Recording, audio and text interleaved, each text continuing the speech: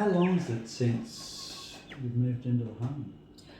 April 2019, so we are just over 2 years now. What was it that had you first decide to build a home that was more sustainable?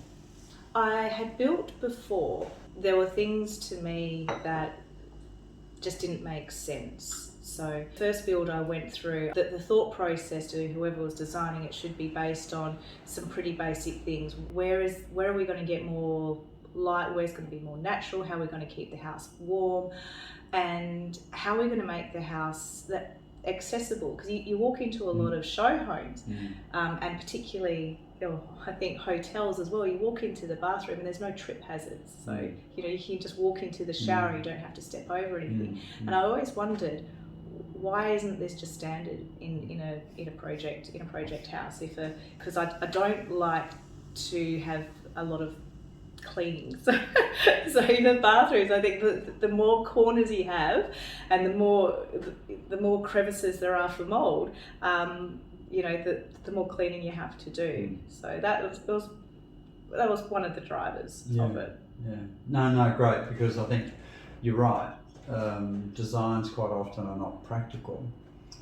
You built before, so therefore compared to what you built before, considering that there's a whole lot of different things in this home and the way it's done, the extra insulation, the double roof insulation, and the flush thresholds, wider doorways, hallways, etc.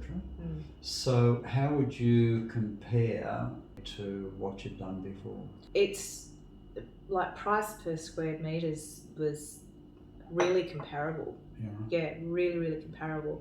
And the other thing is that like a standard project build is you are really pushed and rushed through that design process. Because I mean, project builders, designers, from my perspective anyway, they've got something. It's really a big deal for them to alter it, right? So when we were designing this and you were helping us with this, it was months and months and months, and there was no pressure to finalise anything, and there was a lot of thinking time, and that really made it such a better experience, because from what we were thinking in the beginning, that there were some key things we were looking at in terms of the block, the views that we had and wanted to work with, and some key things like musical people in the family, wanted to get them away from me, one end of the house, and that it's actually quite a small block we're working with, and just a small block and a small rectangle block, and how could we incorporate all of that in? And if we were to rush through that, we couldn't have achieved, I think, what we did. And with the block too, of course, the orientation's to the street, and which makes it much more difficult to actually get your performance, particularly in winter. Summer, a little bit more, because the rectangle is longer to north to south instead of east to west. And again, the block, of course, this block is so fantastic because the views outside, through here, out the street, it's a great location.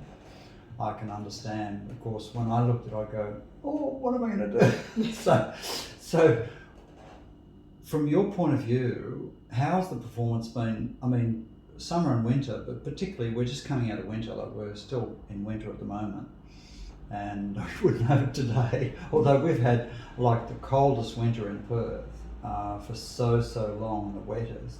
So how's it been from that point of view? Oh, really great. And if I compare to the houses that I've lived in Perth so far, and my build before this as well, in winter, and not in this house, in the other houses, have cold nose. You'd go to bed and you'd have a cold nose, and for no good reason, right? We're in Perth, and it just didn't make sense. And in the other house, I needed to have a reverse cycle air conditioning just to get a bit of warmth in. So we have here, we've got the little oil fin radiators, just the tiny ones, and so for an hour each night before bed, they're in the bedrooms. and that's it. Yeah, great. The oven, we do a lot more cooking in winter, and so when we finish cooking, we just leave the oven doors open. Good move. That's what they used to do with combustion stoves. Yeah. We get a lot of people when they first come in, they look around and go, oh, this is different, this is really big, and it's not a big house.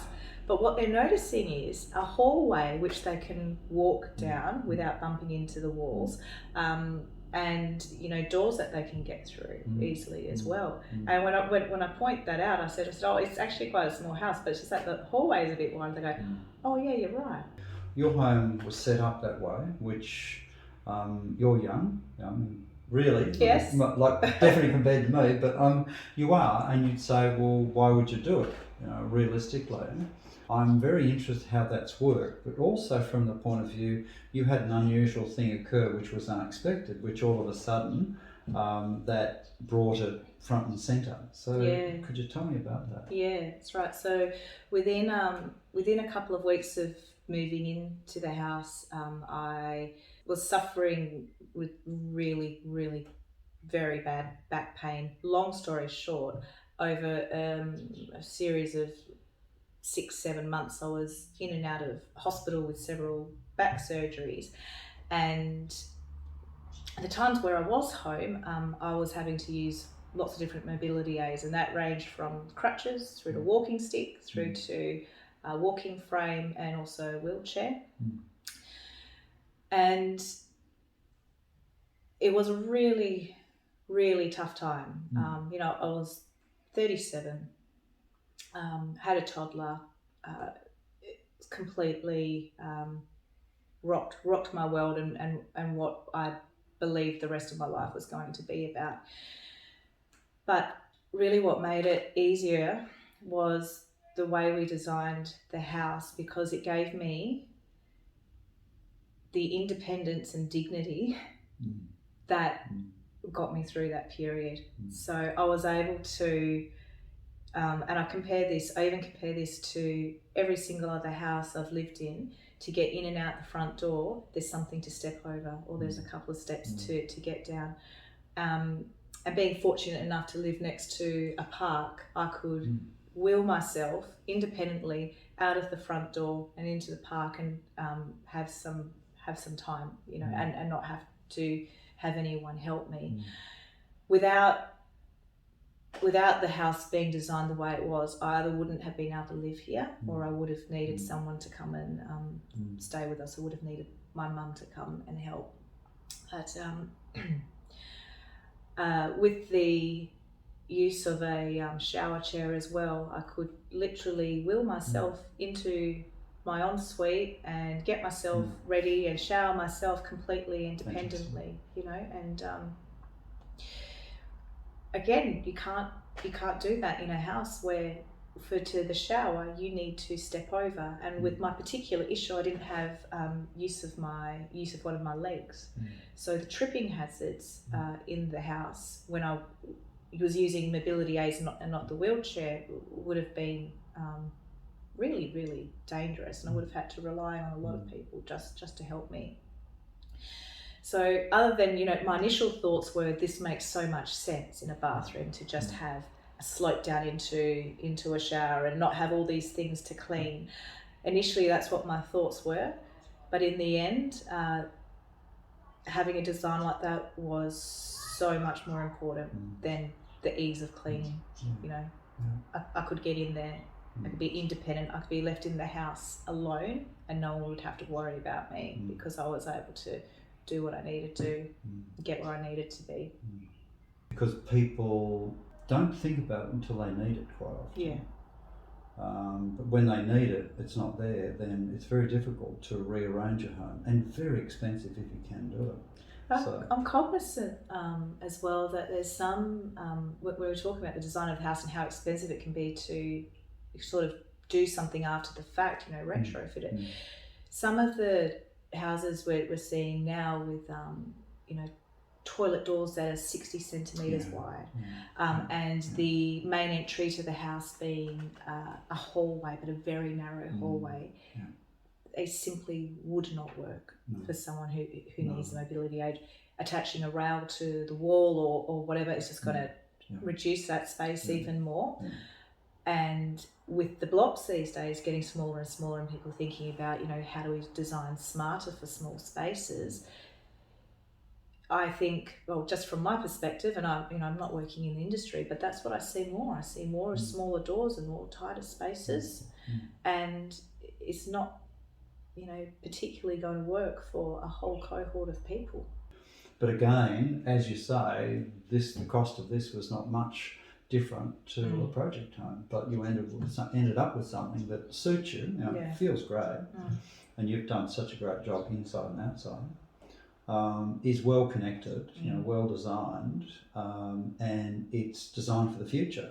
You know, a future that's constrained, as you know, people have mobility issues, which you found out, but also constrained from an economic point of view. You know, the cost of energy will increase, and your energy is very low, and you put some PV cells, it'd be pretty much nothing. You'd probably be getting money back, although there are changing some of the regulations.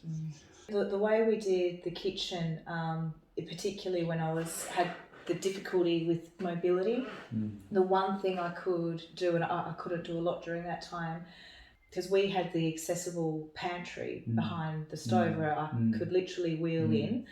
I could cook for the family, and I couldn't do anything else for the family during that time, but I could still do that independently. It was just a case of moving some of my more frequently used items from the top shelves to where I could access them, but being able to wheel in was fabulous.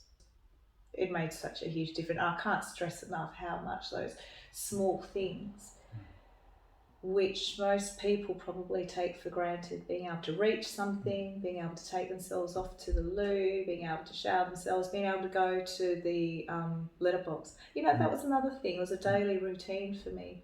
I could go to the letterbox.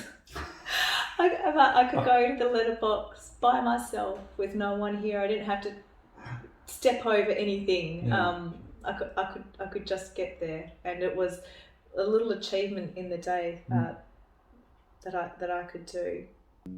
You've also set the home up so well, not just to cater for that situation, but to cater for the family and the way you've furnished, the way you've done the garden.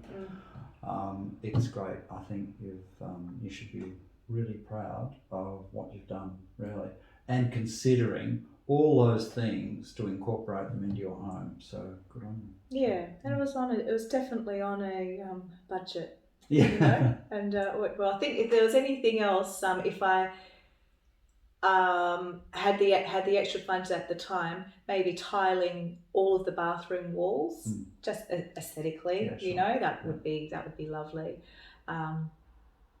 That's the only thing I think. Oh, yeah, a bit more tiling. And that's it. Everything else, I love. I love our house.